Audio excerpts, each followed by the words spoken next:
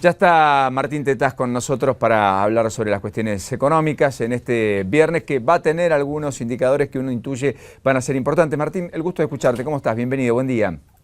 Hola Paulino, buenos días, ¿cómo estás? Bien, gracias. Lo del dólar es este amesetamiento temporario con un banco central que todavía tiene resortes, o finalmente crees que no está dilucidado ni siquiera en el corto plazo, más allá de que en el mediano y largo plazo todos coincidiremos en que evidentemente el dólar va a ser noticia. Mirá, Paulino, hay algunos datos duros que se conocieron esta semana que tienen que ver con el sector externo y básicamente con el tema de que las exportaciones no levantan cabeza. Ahí el resultado duro es que cayeron 13% las exportaciones respecto al mismo mes del año pasado, en un contexto de después de una devaluación, cuando uno esperaría exactamente todo lo contrario. Entonces ahí, bueno, se abren dos conjeturas. Algunos creen que simplemente esto es consecuencia del dibujo de los datos de exportaciones del año pasado. Vos sabés que se supo que los datos de exportaciones del año pasado estuvieron inflados, entonces que en realidad no estaría cayendo las exportaciones este año respecto al año pasado. Pero como quiera que sea el análisis, lo cierto es que las reservas que habían crecido mucho durante el mes de abril, en mayo están encontrando cierta resistencia. Entonces, esto que estamos viendo con el dólar quizás es una consecuencia de datos bastante duros que tiene la realidad, además de la cuestión de la administración de la política cambiaria que hace el Banco Central, que es lo que están comentando todos los economistas por estos días, la cuestión de haber decidido que era momento de bajar un poco más las tasas, de frenar un poco con la contracción monetaria, y entonces obviamente cuando baja el premio para quedarse en pesos, la gente empieza a volcarse al dólar y eso genera presiones también sobre el dólar. Así que me parece que estamos viendo una situación que está marcando el inicio de lo que va a ser el segundo semestre, quizás se haya adelantado el inicio del segundo semestre.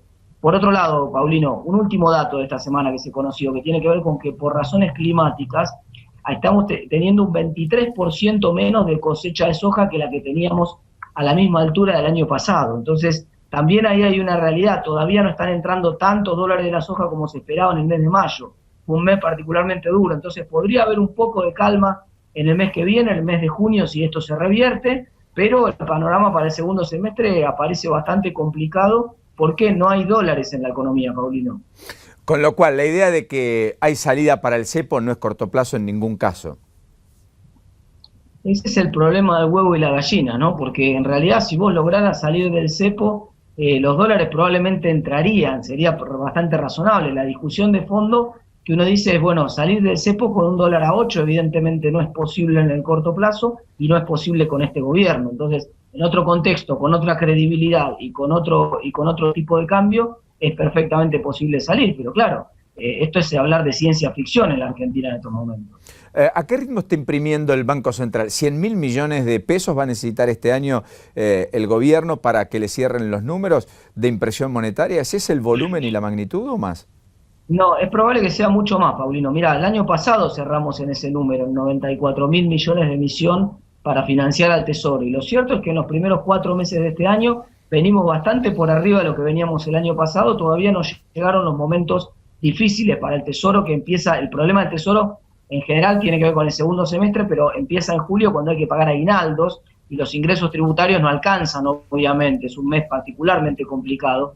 Después vuelve a ser complicado el segundo semestre porque dejan de ingresar muchos recursos fiscales, por ejemplo, por las retenciones de la soja, el tema que hablábamos recién. Entonces, el segundo semestre es un segundo semestre complicado. Fíjate vos que si bien el gobierno recortó subsidios energéticos, por ejemplo en el gas, y con seguridad lo va a hacer en la electricidad dentro de muy poco, al mismo tiempo necesita pagar una factura más grande porque por la devaluación la importación de energía sale bastante más cara en pesos. Entonces, todo este combo de cosas que estamos analizando hacen que probablemente tengamos un año, te diría, con entre 130 y 140 mil millones de emisión para financiar al Tesoro.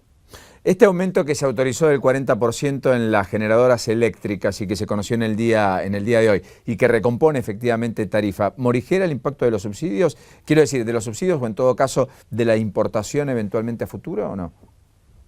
No, porque es en general tiene que ver, el problema central es que buena parte de esas usinas generadoras necesitan un combustible que nosotros no tenemos, así que reconocer más dinero, más ingresos o más facturación para las generadoras no resuelve el problema de Argentina global. Después vemos quién pone los dólares, pero Argentina tiene un problema de escasez de dólares que tiene que ver con que tenemos que importar una cantidad significativa del petróleo, mejor dicho, del gas que se usa para las usinas termoeléctricas que tenemos. Elegimos un modelo de generación de energía en los últimos 10 años que resuelve rápido el problema porque es muy rápido hacer una usina termoeléctrica, pero el problema es que genera esta dependencia del gas importado que hace que ya hayamos tenido que traer 4 buques de gas en lo que va del año, ¿no?